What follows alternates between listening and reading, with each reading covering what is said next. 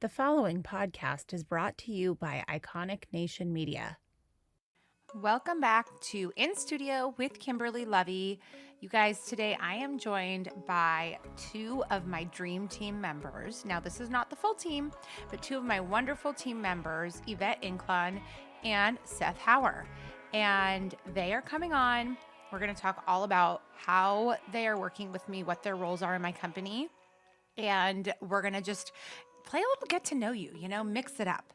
And as you guys know, we have a lot going on behind the scenes within studio. So with this podcast, we are in the middle of construction on my actual studio in Westlake Village. And I'm just so excited to take you guys on the journey with me. You guys are going to see a lot of changes. Now, today we are filming in studio, but it's not in my studio. So it is not going to be the normal set that you'll see, but it is a studio nearby, and it will be available to you on YouTube to watch us if you want to check us out, see what we look like. And yeah, we're really looking forward to just really expanding the show. We're adding segments, we're adding so many fun things, and I appreciate you guys being so patient with me and all of the changes going on. But I think you're going to have a great time getting to know Yvette and Seth. They are literally amazing people, and you will be seeing more of both of them. So thank you so much for listening, for watching on YouTube. We also give you a little bit of behind the scenes in terms of some of the celebs we've been working with, things like that.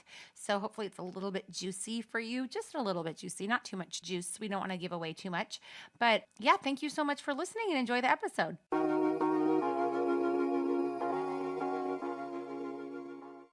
Welcome back, everyone, to In Studio with Kimberly Lovey. I am joined by two of my most favorite people that I am texting, talking, and emailing with pretty much 24/7 at this point.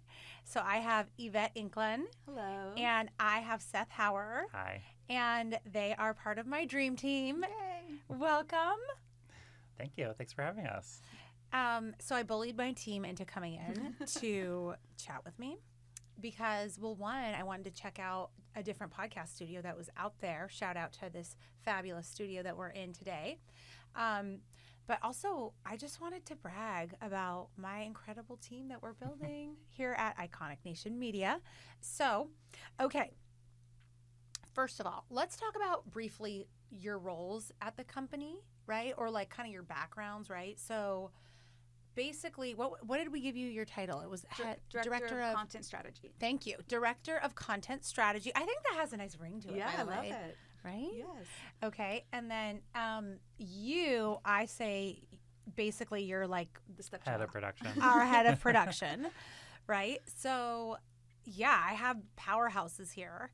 And just through referral, I got to meet you guys, right? Yeah, totally. Okay, so basically any cool video or anything on YouTube, any of our like big shows that you see, that is Seth and his team running it. Any good content, whether it's my social media or any of the shows, that's Yvette. Yay. In short, Yes. right? Anything We like make that. a good team. Yes, we do. It's a good division. It 'cause, is. Yeah. Yeah. Okay. And also, I kind of bullied them into working with me and for the first time working in podcasting. So we're going to talk all about that later. But first, before we dive into all of our fun conversation, I wanted the audience to get to know a little bit about you and just your professional background. We'll keep it like profesh Yep. for now. Mhm. Sound good? Sounds good. Okay. So Seth, where did you come from? Who are you? Well, I'm from small town rural Pennsylvania. I went to film school in New York and have always been an aspiring filmmaker. I got my start working as an unpaid intern in indie features, and now I currently work as a production coordinator at Lionsgate. A lot Mic of steps drop. in between. Yes, of course. But yeah, I've been in LA for about 13 years now, in New York 7 years prior. And yeah, what I love about LA is just meeting a lot of new people who do varied things in the industry. So that's been And good. what do you tell the people? Don't be humble, because I find that you're very soft-spoken and you're very mild-mannered and you're very calm, which is the perfect yin to our yang, right? Yeah. But can you brag a little bit about some of the stuff you do at Lionsgate? Yeah, no, it's true. It's a great job. I work on the feature side primarily now, but I got my start in TV working on some of my favorite HBO shows. I worked on Boardwalk Empire was my first big gig in New York. And out in LA, I've worked on Looking and Girls and other Lena Dunham pilots. So I have a lot of experience like working on the ground with artists and showrunners. And my job at Lionsgate is a little more physical production minded. So we're the team that evaluates the scripts from the creative development team, and we break them down and decide where the production plan could be, where we could film it, how much it'll cost, when we can do it. And yeah, we're very instrumental in the greenlight process. Wow. And so you guys actually go find places globally, right? Globally, yeah, we're always kind of chasing incentives. Things cost different things in different parts of the world. And so like that's a big part of our job right now is having a good beat on where the incentives are in the world and also what could work creatively for the film. What does that mean, incentives, for those of us that don't really understand?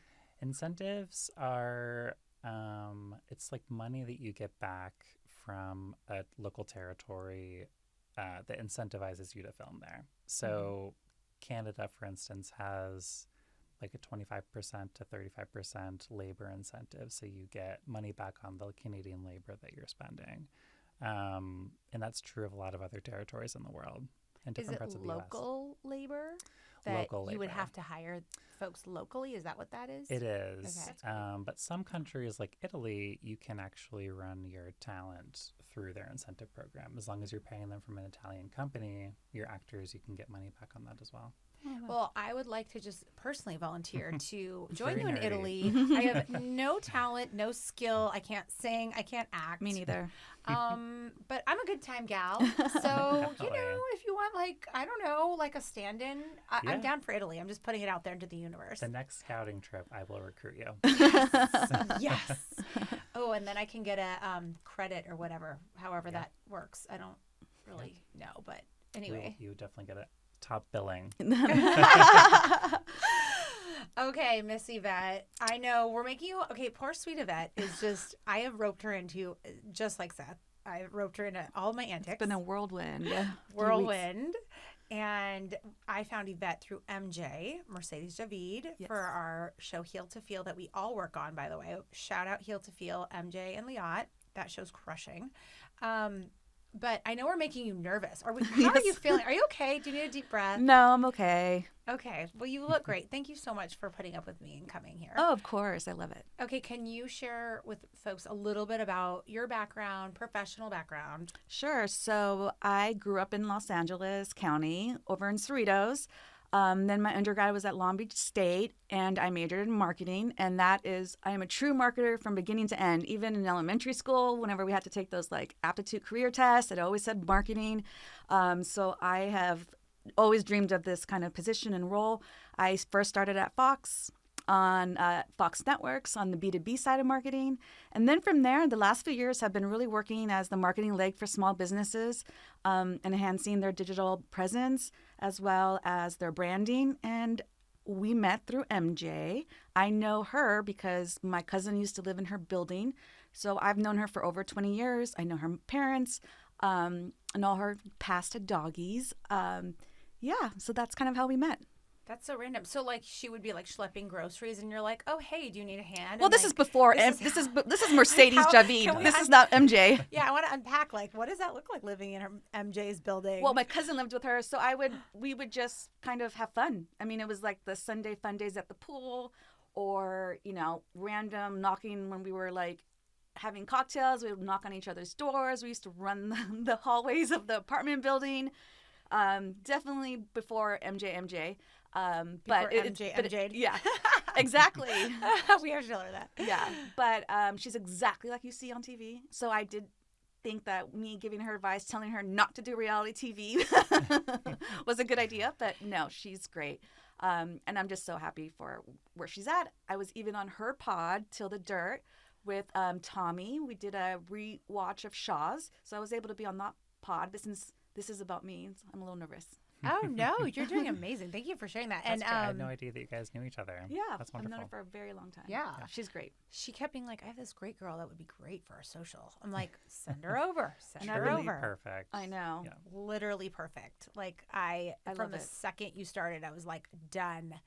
You're in. I'm bringing you to It's great everything. because you're definitely filling in a gap when it comes to my technical expertise. I really have a blind spot for social media. I consume it, but have no idea how it's made. Oh, I love everything about it. Except for being in front of the camera. So I guess go figure, well, right? I am pushing you out of your comfort zone. I know you are. But it's This true. is great. Like the social media piece is something that I personally underestimated coming from more of like a corporate background. My husband is so funny. He runs multiple businesses, and his thing was like social media is for teenagers. And I'm like, you have businesses and you're no missing idea. out. Yeah. And so I finally got somebody on his social. But yeah, so the social media thing is a ton of work. I don't think people realize how much work it is, how much skill is involved. It's definitely something we talk about in the halls of Lionsgate about that's where the future is skewing towards short form content. Exactly. Yeah. Yeah, and that's why we have been blowing up our YouTube. You've been blowing up the shorts. I didn't even really know what all that was. It's essentially like reels and Exactly. on Yeah, YouTube. less than 60 seconds. Yeah, but I love that you love it because honestly, I don't. And I find a lot of my clients don't really love it. It's always an afterthought. It's always like, oh, we should have done these things or we Right. should have done that. Whereas that's all I think about right now. I'm like, oh, we could do so many good like reels, and I have ideas for us to do later if you guys are down. Yeah, we're so down. We're so down. I'm going to pimp out my friend Seth here. Exactly. I almost called you my boyfriend because I was like, oh my God, your Your boyfriend's work going to get mad at me. boyfriend. My Yeah, work boyfriend. yeah. That's exactly right. Yeah. Or girlfriend or whatever. Yeah, You know how it work goes. wifey. Yeah, exactly. Okay. And so, oh yeah, but I was just going to say on the social media thing though, is I really love that you love it. Like your passion for it is like a relief to me because I don't really have, like, I know how to do it. I just I don't fully enjoy it. Right. And what happens is, because you just made this comment about it being the afterthought, is what happens is it's really the last step to getting your brand, whether your product or service, whatever it is you're doing. In our case, it's podcasts out there. And it's like something that is the afterthought until it's out in the world. And then all of a sudden it's like the most important thing that ever happened. It really is like the connective tissue between the content product and the media consumer. So 1,000%. So we are so blessed that you have joined our team. Thank you. And so don't Not go only anywhere. joining the team, But- maybe moving. Not maybe. That's true. Wait, don't tap dance around this. Okay, wait. You got to Yes. let our friends in that don't know what's going on. Right. I actually haven't even told my family, so this Okay, is well, a- they're about a to find good- out. I have decided to leave West Hollywood after, I can't even believe I'm going to say this, but after 19 years,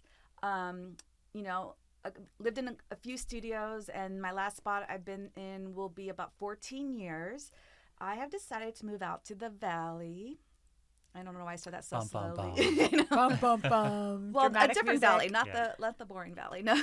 Well, actually, let's unpack that for 1 second. I just want to get really, because I grew up out here, right? You're right. Yes. So I get very, not Offended? offended, but Sorry. rubbed the wrong way when people call me a Valley girl. Because I'm like, when you hear about the Valley, It's like Yeah. North it's Hollywood. the San Fernando Correct. Valley, where we are located, which is the valley beyond the valley. Yeah. It's called the Conejo Valley. Oh, So- I didn't know that. That's where we are, and we're just over the hill from Malibu and down the street from Calabasas. So anyway, Yes, it's not the That- valley over the hill from West Hollywood that we would refer that's to. exactly right. When you, like that show, The Valley, Yeah, they're in That Sherman is Oaks. They're in Valley Burbank. proper. Yeah. I'm assuming Studio City. I don't know where they live. So but we're roping you out here. Why? for you for this actually. Since For us. For us, yes. I am going to be a part of your dream. I'm so excited. This is something I've always envisioned being a part of, and it just really worked out. And then you and I working together kind of just fit. And then Scary Sherry, I was at the taping for Leod and MJ's pod, and she came up to me and basically said that she knew that this was going to be the right position for me without even me saying anything to her or asking anything. I didn't say anything to her either. Exactly. Well, she didn't, and she just came up to me and she gave me a few things. She talked about things that I was shocked and I was crying. I don't know if you remember, but before the filming, I started crying. So that's when I kind of knew, like, even before you had brought it up, but that's when I kind of knew, I'm like, okay, maybe this could be a good next step. I don't really I worked from home, so I could, now this is the first time it's nice to be in person. But for the most part, I've worked from home, and I could have always wanted to stay in LA County per se because of my family, my parents. And so now that things have changed, kind of just ready to start something new. Yeah. And also for context, Scary Sherry, so there's a little backstory there, just to unpack that for a second. So our show Heal to Feel, if you guys haven't seen or heard it, it's spirituality and wellness podcast. And they have like the top healers, that they can find. And Liat is obsessed with, finding Reiki experts and mediumship. mediums and psychics and Yep. all the healers for anything, mind, body, soul. And so what happened was, what she's saying is we were filming that day with Jeff Lewis, and because Jeff apparently talks about her all the time too, Yes. right? From what I understand. Correct. And so everybody was like, oh my God, who is this Scary Sherry woman? And so she comes out and she starts giving me a reading before we're shooting. And then she just walks right up to Yvette. And next thing I know, I like walked away because I'm like, this is their thing. Yeah. But I didn't know what she said to you. Right. I haven't really shared it. I've shared what she said about you. Yeah. In regards to my future. Right. So I guess Sherry picked up on the fact that we were going to be working together. So you knew before I knew, actually. Well, no, she knew before we both knew because I didn't know what She she was let us referring. know. Yeah. I didn't know what she was referring to until What did she say about Seth? No, she Is didn't he say still? anything. No, we actually. Did you guys Did talk? you meet? We didn't. We met. Did you get a reading? I didn't get a reading, but we just talked, just kind of about religion in general and like Oh. all the practices that she Oh. follows. Yes, I and heard a little bit of her that perspective conversation. on God. A lot of which her beliefs I share. She's like more spiritual, right? Yeah. Like that's kind of Yeah. how I am too. But yeah. Yeah, but it was funny. It was my first time meeting Yvette, and Sherry's kind of wandering around, and all of a sudden I look over in the corner, and Yvette has tears streaming down her face. We're like, uh-oh. You're like Yeah. first day on the job isn't doing too Yeah. well. No. I was like, Well, yeah. It's- I yeah. mean, just to add clarity around that for you, you don't have to get into this at all. Yeah. But just for the fine folks. Yvette and I also bonded because I lost my mom. My listeners already know this. Yeah. I lost my mom just in October. My mom was my best friend. It was like the biggest loss of my life. And Yvette similarly lost both her parents. So the second we uncovered that, we both were like Trauma bonded. And we were like, oh my God, you understand what hell we just went through. Yeah. And what we are continuing to go through, which was probably going to be a different episode because Yes. that's a whole other journey. But I'm not trying to make I don't everyone feel like cry crying today. today. Yeah. I don't feel like crying Today today. we like put on a face, and so yeah, let's dive into some fun stuff. Okay, so I have a question. I have a little outline which I prepared. I know Yay. it's very professional. You guys are impressed. I appreciate Okay, it. so we want to talk a little bit about the chaos and creativity of podcasting. So this is a little bit of fun behind the scenes because a lot of folks out there have no idea what's involved with podcasting, and we're going to just scratch the surface. But I'm going to ask you guys, so what are some fun behind the scenes moments? So I guess we're kind of talking about some of them. Yeah. Some either technical mishaps or favorite episodes that we've co-created or just unexpected challenges. Anything that jumps into your minds that you can share? I think for me, I'm more surprised on how all of the hosts don't like to hear their own voice and are all very embarrassed and constantly ask for affirmations and was that okay? Me thinking all these podcast hosts are outgoing, lively, and just love being, the front person, but actually none of them do. And that was surprising for me. So I love to hear my own voice. Your husband's probably I got like, over that super fast. Yeah. Because when I released my podcast, I thought I would be like that. Yeah.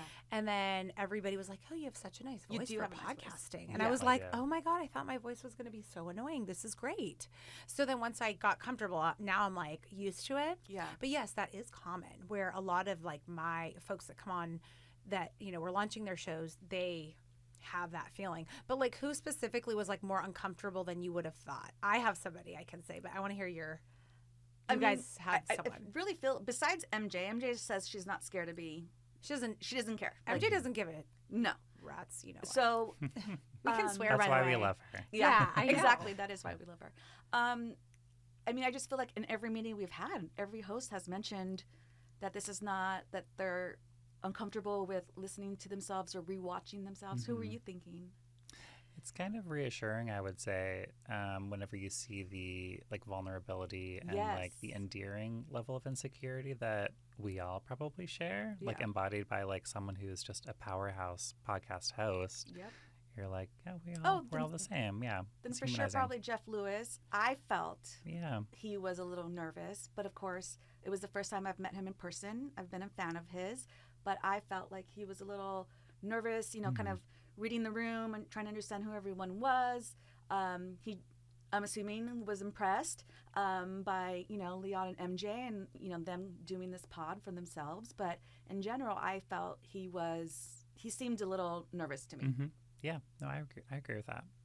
Yeah, and it's so crazy about Jeff because I did not realize what a big fan base Jeff Lewis has. Yes. For those of you that don't understand, I guess he has like the second biggest show on Sirius, probably After second Howard. to Howard Stern. Yeah. He has a cult-like following. The chumps. The- I am one. I remember MJ's texting me something about that chumps or whatever, and I'm like, I have no idea what they're talking about. But Is that the nickname for his followers? Yes. yeah, I don't have a nickname for my followers. But we should Lovies. find one. You call your kids Lovies, don't you? or- People call me Lovey all the time. Oh, or that's Lovies. that's what I've heard. The Lovies would be really cute. Yeah, The I- lovey-doveys. Yeah. Oh my God, we were joking about naming our son like Dove, and it'd be like No. Dove Lovey, and then when it'd be like his name, like how they read your name backwards sometimes for random stuff, they'd be like Lovey, comma Dove, Dovey. Oh, Dove. Oh, that's cute. We've had so many dumb jokes about that, but anyway, yeah. But so yes, Jeff was really. He was definitely the professional. He walked in. He immediately was like, "Who Yes. is everybody?" I think he was very, to your point, very impressed with the set and like the, All us the having work. the dream team. Like humble The brag. structure.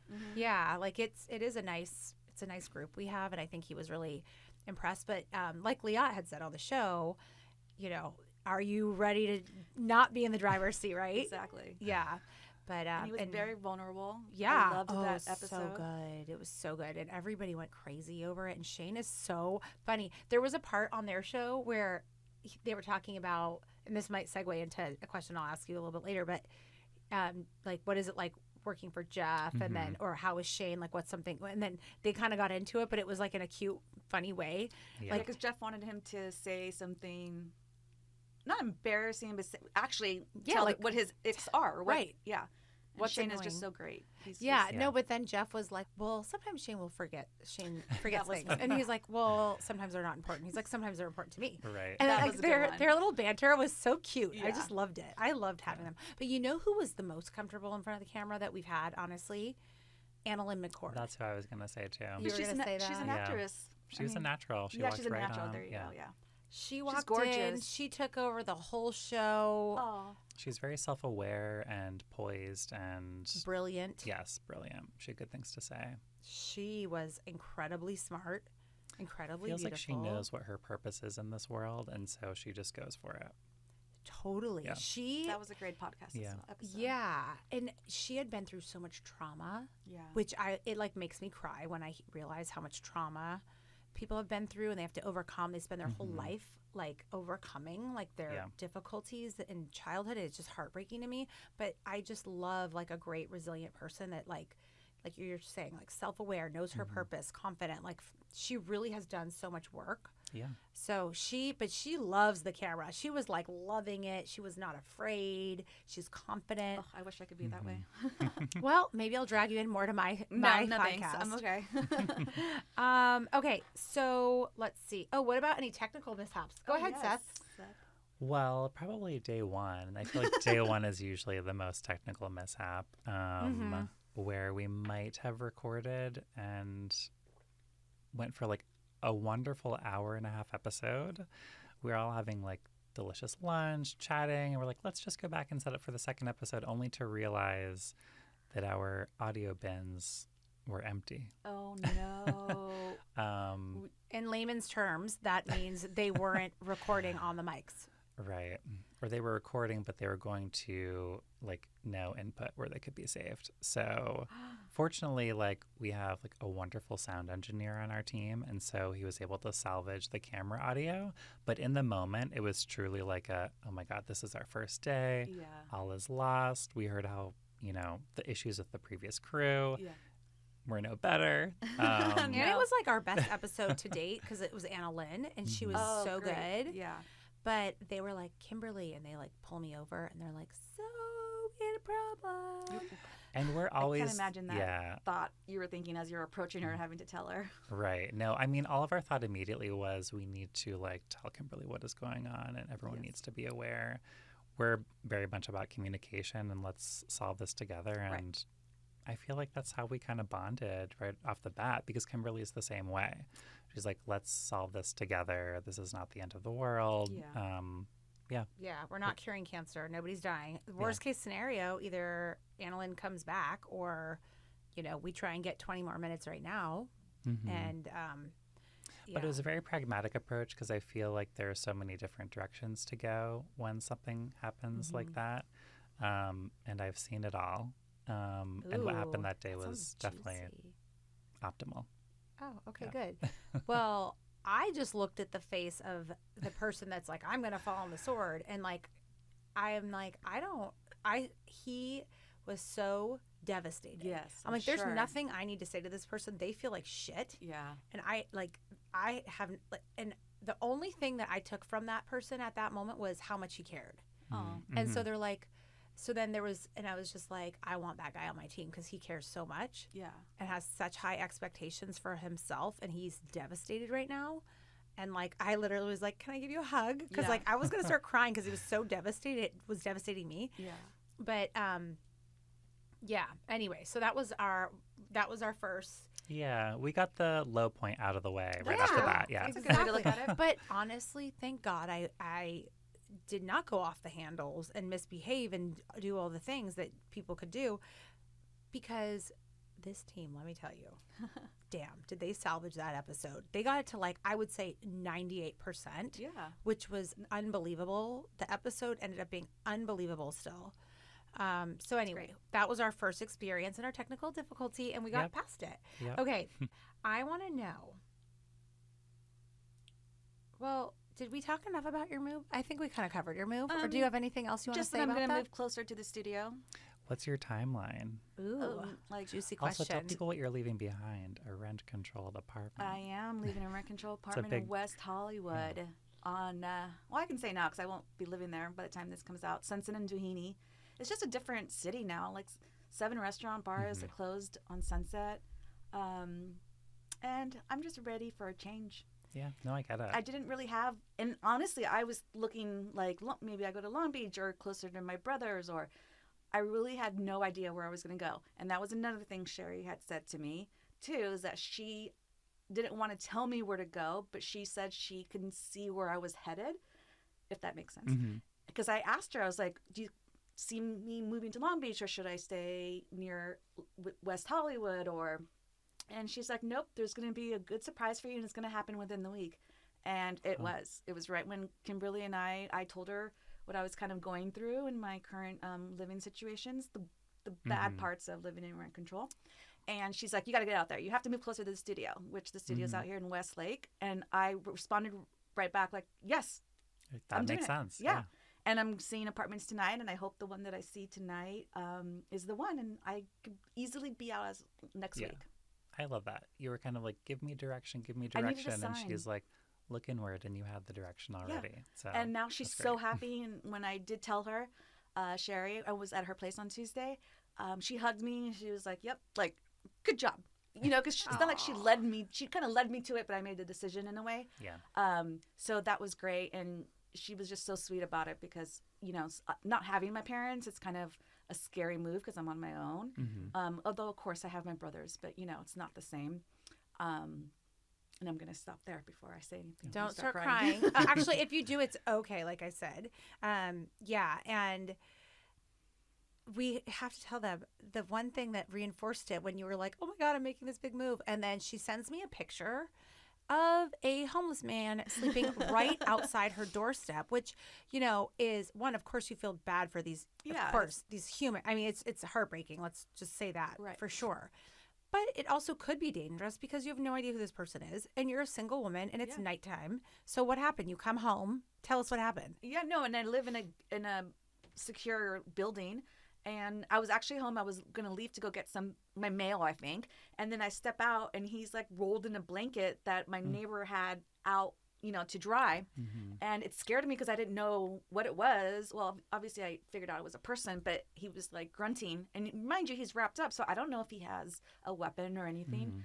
So one of my neighbors, he was leaving his apartment at the same time, so he called the police, and they came, and the man just like stood up. He's like, yeah, I know, but I didn't know, and that's when I texted Kimberly. I'm like, okay, I think I'm ready to leave the city. Yeah, I was like, yeah, it's already done. As much as fun it is, but I have been there for almost 20 years, so Yeah. Okay, I have a question for you. What is like the biggest lesson learned or surprising thing that you guys have learned about podcasting? Because I know this is like a sharp right for everybody. Like Right. you guys are like film people.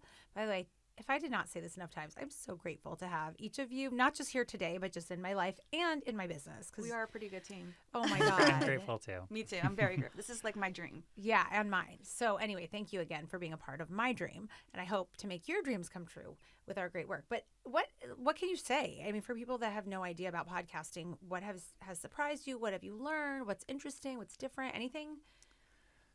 I guess, one of the bigger obvious differences is I come from the scripted world where everything is like meticulously planned and thought out, down to the lines and how people will walk and what people will do. And I think what's fun about podcasting is just the spontaneity. It's a shit yeah. show. Yeah, that's my euphemism for shit show is spontaneity, Ooh, improv, I love impromptu. that. Ooh, I'm going to write that down. But it's good. You kind of like have an end goal with what you're going to be talking about, but you don't know how you're going to get there. And in Wait, what's film, our goal for today? Oh, shit. I should have thought about this more. I'm sorry. Go ahead, Seth. No, it's just in film, you also always have an end goal, but you know exactly how you're going to get there in the scene. And here it's just a little more meandering and loose and fun and casual. Yeah. Does that stress you out or you're okay with it? I'm okay with it. Yeah. I Okay. guess I'm very rarely stressed. Oh, I that's great. love that. Me too. I love that I'm- energy. I think I'm just constantly operating at like a level of exhaustion, and that's why I always appear unstressed. What was Relax. it? Something really funny the other day. I Oh, was yeah, talking to you. Kimberly asked me, she was like, after we did a walkthrough of her space, like the blank studio. warehouse, the Yes. studio, and she texted me later and she's like, girl, are you okay? You seemed tired. Is everything all right? And I was like, you're going to learn about me. My excited and ecstatic face is the same as my tired face, is the same as my stressed and my relaxed face. That's so funny. I'm pretty one note. Which is Externally. so funny That to is me. funny. Wait, is that the same as your resting bitch face? Yes. Oh God! See now I've that got a actually, good poker face. yeah, that makes me a little bit uncomfortable then because I'm like I can't read Then you won't be able to read them. So then if you're like hating something, I can't like look at you and like interpret. But like maybe there's one. I'm gonna have to really unpack your expressions. Yeah, like maybe you do my like a physical weird. cues. Yeah. Yeah, there's gonna be something I'm gonna be able to pick up on. Yeah.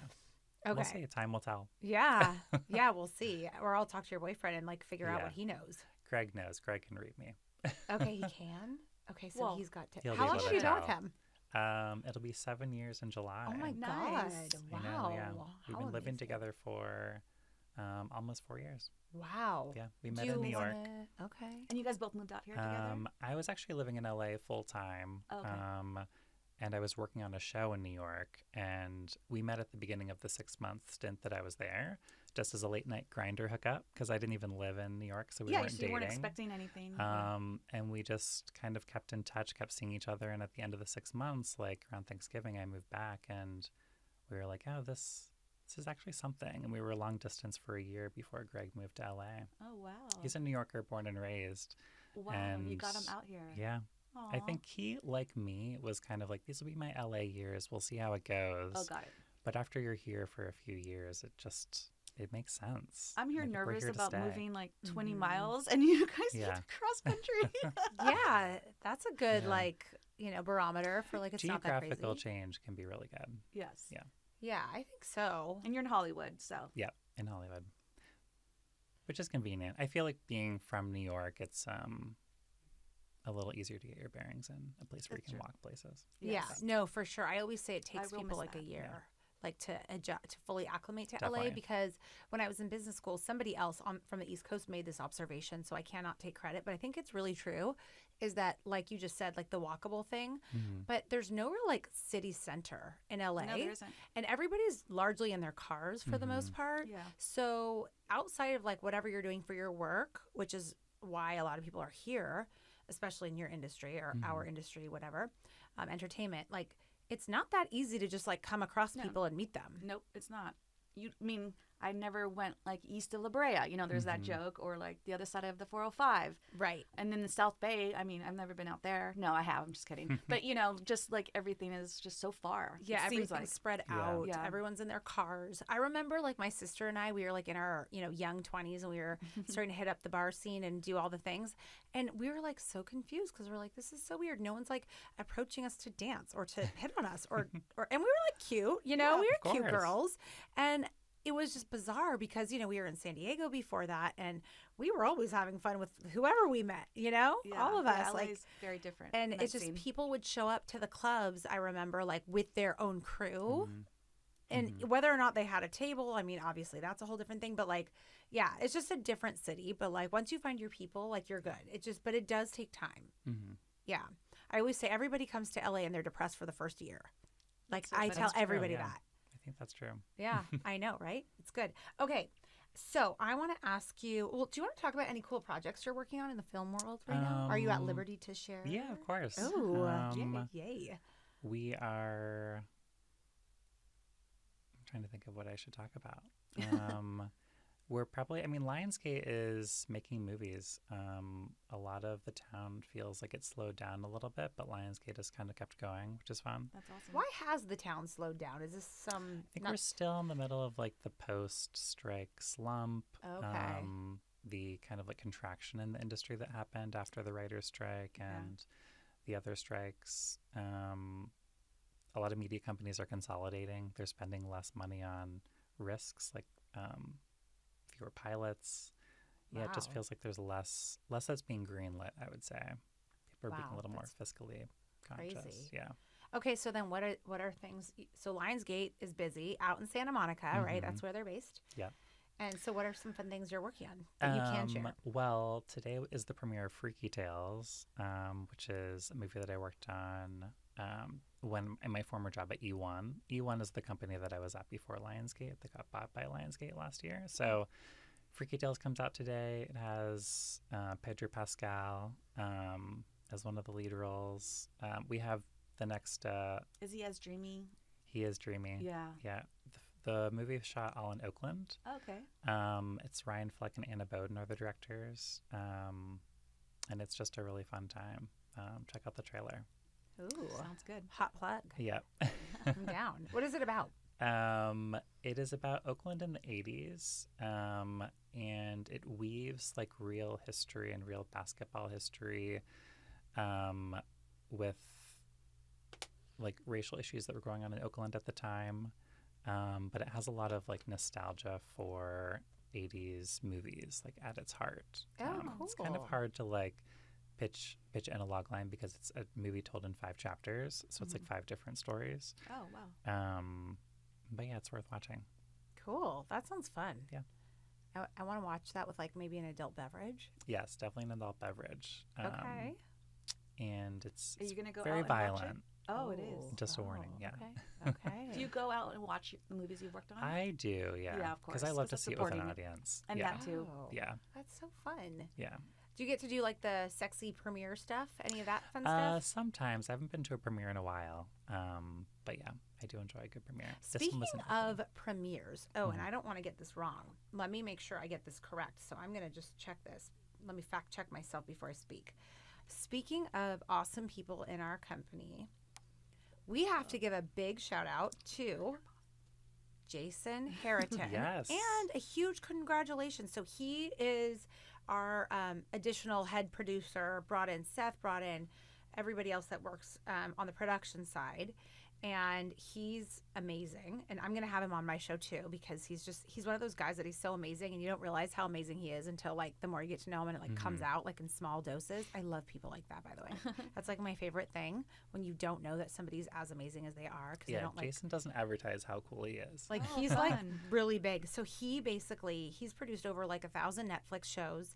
And he has recently, they are in New York, him and Melissa. Shout out, Melissa. I hope that I can beat you at tennis next time we play together. We play tennis all the time, his wife and I. But his show is Good Night and Good Luck, which opened on Broadway. And it is the Broadway adaptation of the movie. And it's with George Clooney and a bunch of other big people, because I see J-Lo. I don't know who else, but it's a bunch of big people, right? There's Cindy Crawford on the red carpet. Yeah, had a pretty star-studded opening night. That's amazing. He did dye his hair. Did you notice? Who? George Clooney. He's no longer a silver fox. Oh, I didn't even notice that. His I guess hair I is should be. brunette. That's how I even like knew of the opening, because Yeah. I saw a picture of him in his hair, and I was like, And "What is he you're doing?" like, "Why?" And then I started looking into why. Oh. Yeah. So he's like actually performing it, right? Like he's in there. Yes. That's so crazy. How fun. Yeah, it's so fun and so neat. So yeah, shout out to Jason. Congratulations on that. Apparently it's already blown away like every box office. Like just getting really good critic response. that's so spectacular. So we'll have to have him on too and like make him talk about himself, because he's a really, really great guy. That's awesome. Yeah. Okay, cool. So then one other thing I wanted to ask you, the two of you, what are your guilty pleasure TV shows that you like? Oh, I'm a huge Bravo fan. All the Housewives, everything that's essentially on Bravo. I don't believe in guilt. Oh, I like that I feel answer. better. Wait, we all feel so much. I feel so seen. Yeah. And I still watch the Teen Mom franchise. Now they're all having grandkids. No, I mean, all reality TV I'm a fan of. Wow. I know. I don't think that I've seen a full episode of reality TV in its entirety. No way. But the show that we most recently watched was The Residence on Netflix. Oh, It's yes, a I started new that too. Shondaland show, and it's fantastic.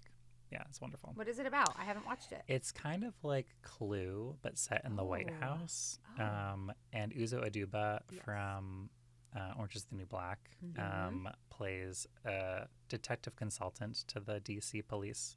And so she shows up on the case to solve this murder that took place during a state dinner in the White House. So they keep revisiting the same night over and over. And it's fun. It's just really fun. It has Kylie Minogue in it. no way. She's performing at the state dinner, so then she's in every episode, and you're just constantly hearing Kylie. It's really fun. Oh my God, Yeah. I totally want to watch that. It's great. The Residence? The Residence on Okay. Netflix. I was Netflix. confusing that with the show with Sterling K. Brown, who's also the bodyguard of the president. And he Oh. gets murdered in the first episode, so it goes back to, pinpointing all that. So that's what I was confusing it with, Yeah. but I forget what the name of now. A lot of murders in the White House. Okay, and then so what juicy Bravo shows are out there that we should be watching?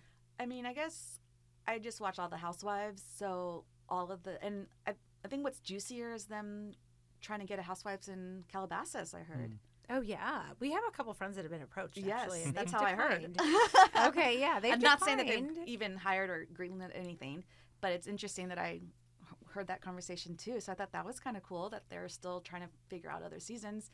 But I guess the juiciest part of them is like 3 of them have been in jail now. Oh, Wow. That's bad. Kind of sad. Yeah. What show do you think I should start with? If I'm going to dip my toes into reality TV, where should I start? I guess if you in the Bravo world, I would have to say probably start with the Beverly Hills, just because we're here.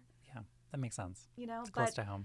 all of them are great. Atlanta's hilarious. I know New York they're gonna bring back, so but the early seasons in New York were great. Potomac's awesome. OC's great. I mean, they're all really great. Yeah. I love them all. I like myself OC and Beverly Hills just because I feel like I know where they are Yeah. and I can Familiarity, relate. yeah. Yeah, and I've like met some of them or seen some of them and Same, whatever. yeah. It just feels like close to home kind of thing.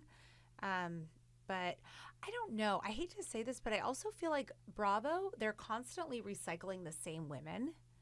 Yeah. And I don't really, I mean, part of me understands it and part of me doesn't. I think part of it is like the audience is used to them. They're like they have a cult they're- following. Yeah, they and already have a there's- following, which yeah. is like a big thing now, right? But I'm like, there's so many entertaining, interesting housewives out there that I So many know. Like, I could housewives. start naming them, and I they know. are entertaining, and they, honey, are living the life, you know? Yes. So I don't really, that's like my And one coincidentally, thing. none of them are even really housewives. Like they're all single essentially, Yeah. or Touched. have gotten divorced if they came into the series married. Yeah, well, a lot of them, I think the essence started off one way, but I think what happened over time is that a lot of these women realize, holy shit, I'm famous and I can make money if I just launch anything. Anything. And so they all kind of became entrepreneurs. And so now you see more and more of that, which I think is brilliant and wonderful. Yes, I agree. Right? So, yeah. Okay, my last question is, what is it like working with me? Tell the people, the good, the bad, the Can ugly. you Be close honest. your ears? No, just kidding. Be honest. You're amazing. I love working with you. I feel like our personalities mesh really well. You're passionate and fun, and I love that. I'm not ever, like, not that I would say scared, but you're not intimidating. You're easy to work with. You're amazing. And I just love your passion. You're so excited about this business, and I love it just as much. So it's nice to be with a boss that, like, loves what they do, loves what they launched. Yeah. Thank you. And I love seeing your dream come true. Oh, Yeah. oh my God, thank you. That's sweet. I mean, I've said it before, but I'm just continuously impressed because I feel like you Yes, especially balance. with 3 kids. You have to mention I just 3 know. kids. Whenever you are walking me through a process, it's just so clear how in it you are and like how detail oriented you are. But you're also very big picture. And I feel like those two things don't often go hand in hand in the same person. So it's just amazing to me that you're both big Oh. picture, dreamer, growing things, but at the same time, nitty gritty in the weeds, subtitling line by line Yes. manually an episode just because you really care about what the viewers are seeing down to like that granular level, which is impressive. I mean, perfect example, your pod in studio, like you're launching podcasts for others and you have your own pod. Like that's just a perfect example. Yeah. Okay, well, thank you. I was thinking maybe some more feedback, a little bit of you could be a little more this or that. And the fact that you have 3 kids, which I think it's so funny how, I mean, I don't know how you do it. You're always available, text message wise. You and I always text on like odd hours, weekends. You're always available. Yeah, well, thank you, first of all. But you guys know I adore you both, so you're making me blush. But no, I appreciate that. And yeah, I think it's just about like, you gotta love what you're doing. I And agree. I just want it to be a takeaway for folks out there. Like, if you're miserable in your job, I have told employees of mine, like in past jobs where I was, the boss or whatever. But like, if you're miserable, don't settle. Yeah, I There's- wish I would have go- learned that earlier in Go my somewhere career. else. Just try something different. And I know that's like so much easier said than done, 1,000%. And I do understand that. And like, you need your income, but like, come up with a plan then. Just like my thing is like, don't let life pass you by and be complacent because it's easy and comfortable. And then be that person like sitting around complaining. Right. It's like, for what? For what? Yeah. Like, come on, we're young, we're vibrant, we're healthy. Like, go make the most of your life. Like, go enjoy. I don't know. I just feel like there's so many ways to make money, especially, who this is especially true for? If you are somebody that's been in your job for, say, 10 years in your industry, and you're just in a company that for whatever reason, maybe the founder sucks, maybe your boss sucks, and you can't change those things, like, you do realize, like, you have your own experience, right? You have skills. And you can go to other companies that need those skills. So, like, I don't know. That's my thing is, like, I always want to surround myself with people that are really, like, enjoying themselves, Like, Yeah.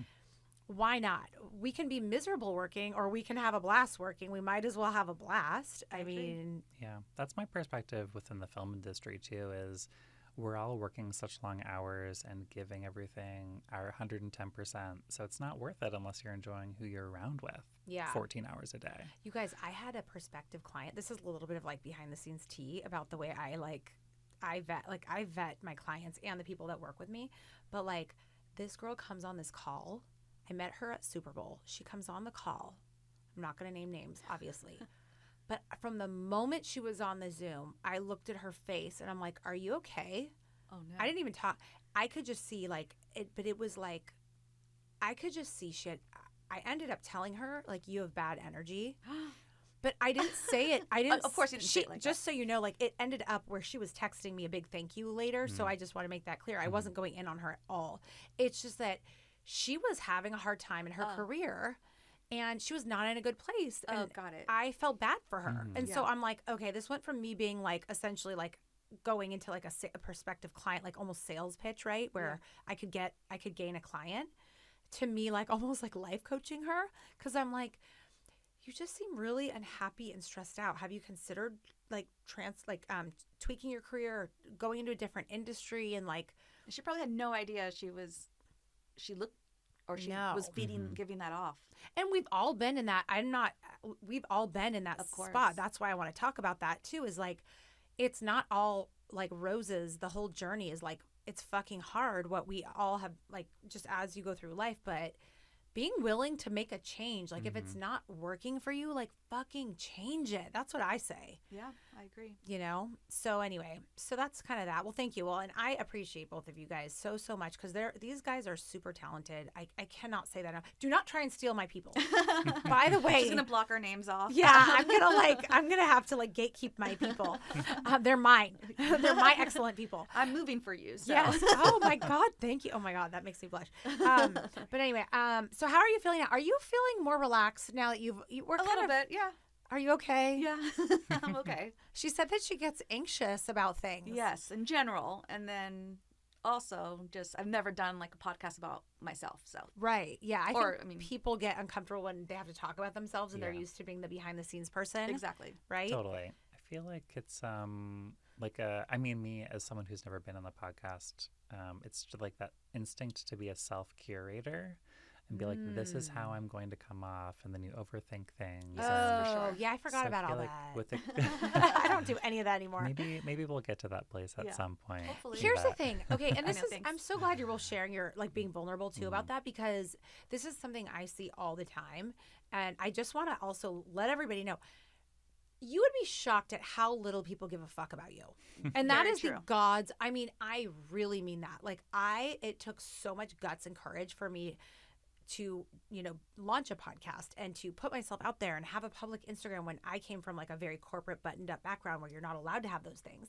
And I thought, oh my God, the second I start putting out content or whatever it is, people are going to start talking about me. They're going to care. They don't give a shit. They don't give a shit. They don't. They're like, okay, cool.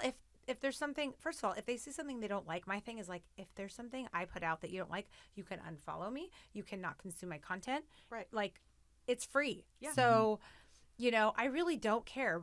But my whole thing, a big underpinning, and this is really important, I think it is so important for people to lean into being their most authentic version of who they are.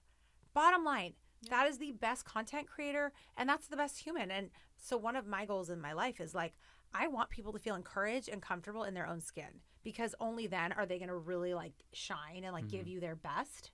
And like, that's why I'm always trying to get people to feel like comfortable and confident and like relaxed and things like that, because, you can only be who you are, and we should all just like lean into it, because other people like it. They like when you're authentic. They prefer it because they can connect with you more, Right. No, that's great advice.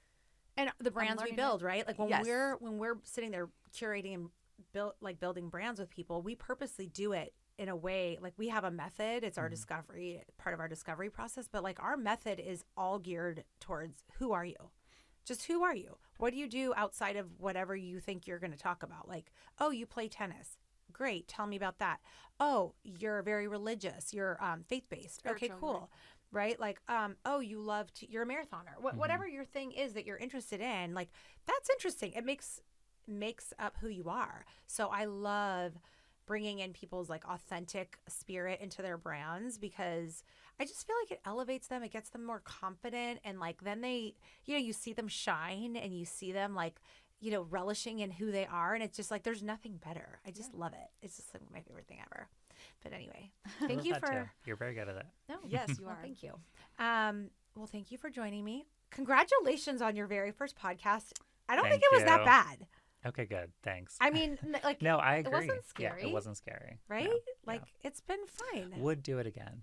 Yes, 10 out of 10. great. There he goes. Because I want you Maybe we guys launched to his Career podcast. podcast. Oh, wait. One more question. I did forget to ask that. I did think on that note. That was my final question. Thank you for that. If you were to launch a podcast, what would it be about, or what would it look like? Like solo, interview, this kind of niche? Any thoughts there? Well, mine would be lame. It'd be like celebrity gossip, Okay. but like get into real like celebrity Like gossip. go deep into this. Exactly. That's not lame. That's like No, a I like huge that. popular niche. Yeah, I just love it. I don't know why. It could mainly be It's not fascinating. true or anything. It's just nice to see hear other people's drama. Totally. That's Makes sense, fun. yeah. That's like a fun. That's such a fun I mean, I'm niche. not like Yeah. it should be like saving. Like, Well, there's so much to go into there as well. So Exactly, there's so yeah. much material. Yeah, endless content. Yeah. Yeah, yes, good for point. sure. Okay, good. How about you? I think I would do an interview show like with writers, like my favorite TV or film Oh. writers. So funny the difference yeah. between us two. Well, some of my favorite jobs have been in writers' rooms. Just hearing writers talk about story and breaking Oh, story and I love how to that construct too. story. So I think I'd like that. Wow, that's How about so yourself? Cool. Since you Um, have one. Since I have one, I just talk about whatever the fuck I want. I like to talk about mindset. I want to inspire and encourage people. I like to entertain people too with like whatever the hell's going on. I've talked about IVF on my podcast, and that journey, it was a journey I never thought I'd be on. And we talk about my dead mom. We talk about business stuff. Like I've been a CEO of a big company. I have a heavy business background, so I could always speak into that, leadership stuff like that. I love it. And like my kids and our antics, and just you know what? I don't try and curate myself. I did start the show where it was more curated and like buttoned up, and like let me coach you about this business topic. And that did well. That content did well. But the truth is, like, it's after doing it for like 5 years, you're like, you get sick of doing the same old thing. So I just show up and I just start freestyling. That's great. I'm I had totally no idea. unfiltered. That's amazing. Yeah. I just, you know what it is? It's almost like this compulsion Mm-hmm. where I'm like, it's like an itch I have to scratch. And I'm like, I have to tell everybody about this, or I have to talk about this. And then I cannot stop. It will repeat in my head. And then I have to literally just compulsively like vomit onto my audience respectfully and with love. How long have and you been that's it. podcasting? It started in 2020. Okay. Yeah. Nice. Like a pandemic So, response? Yeah, a pandemic response. Bobby, how fun. Yeah, Wow. May 2020. So we're coming up on 5 years. Crazy. It hasn't been consistent because it started off as my side hustle, Yeah. which is a good teaser for those of you listening. By the way, I tease this a little bit, but now that this is like my full hustle, the show is going to be completely different in terms of more content, more consistent content, more guests, more video, all of the things, because it started off audio. And I really haven't done a ton of video because, like, if it's not high quality, I don't like to put it out. Right. So once our studio's up and going in mid-May, I know, that's it's gonna going be to be, amazing. hopefully I Game can, changer. yeah, and hopefully I can Who have you would- guys on more. Who is your who would you like to interview? Like who's out Oh, there? yeah, that you I would wanted to love- ask you guys that too. You stole my line. Well, because you just said you were going to add interviews to your pod. I just, so- you know what? I want fun, interesting guests. I actually have a laundry list. So I have a lot of passion. I like to hear people's stories of like their success stories, because I think there's so much focus on like, oh, look at them in the private jet, or look at their Right. fancy house, or look at their Rolls Royce.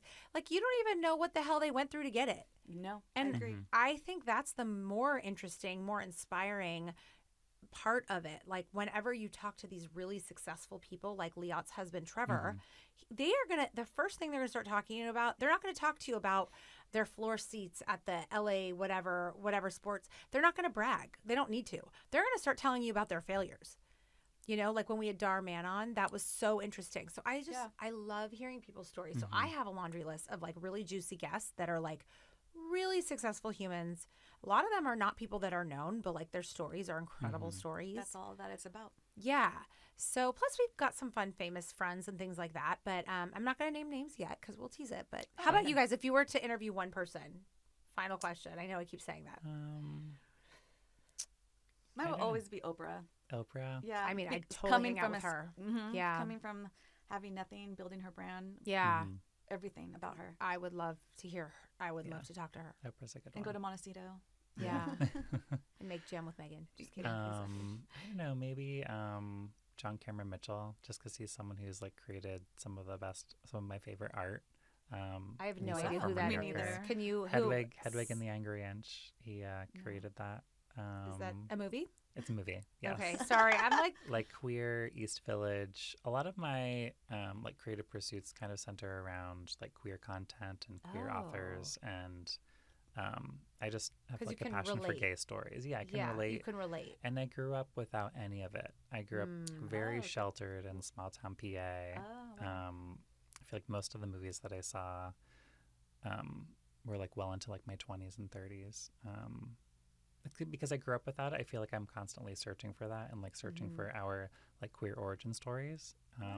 So yeah, like because you struggled, which I feel like this could be a whole separate episode we have with you. But you struggled kind of quietly and on your own, and then so then to find a community where you're like, wait, you had a similar struggle. Right. What was that like for you? Exactly.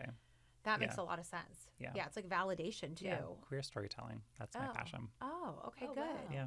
Cool. I love learning all this about you. I know, me too. I'm gay, just FYI. Yeah, well, I want to meet your boyfriend, but that's. Oh yeah. I feel like we need a little fun dinner. I know. And then Yvette needs a boyfriend, right? Yes. Double date, triple I date. do. Yeah. What is your? Okay, let's do a shout out for a boyfriend. What does he look like? Oh, I'm like, shout out. Actually, another thing Sherry said. She told me August was going to be the timing to be open to meeting someone, and she did tell me that I need to do, to write down exactly what I want because I was going to get it. Okay, so we need to get really clear about your boyfriend profile. So you're going to have to help me with that. Okay, and then you'll come back and you can share, and we can unpack that for a minute. And then let's hope in August. Okay. Timing wise, right? People don't know if people can't apply to be your boyfriend. They don't know you exist. So we have to like put these things out there, right? I know. Yeah. Very true. Yeah. Thank you for that. Yeah, of course. Okay, well, thank you for joining me in studio. Not our studio, but a great studio. Yes. So, yeah, thank you guys for joining me. I appreciate you entertaining me and our listeners and putting yourselves out there. I know you were both kind of nervous, but you did great. Thank you. Okay, that's a wrap. Thank you. All right, that is it for today. Now, as you know, some of our best conversations actually happen after the show. So I want you to find me on Instagram at Kimberly Lovey and let me know your thoughts about today's show. You can screenshot this episode and let us know what your biggest takeaway was and tag me at Kimberly Lovey and we can share it on our stories. I will see you again, same time, same place next week.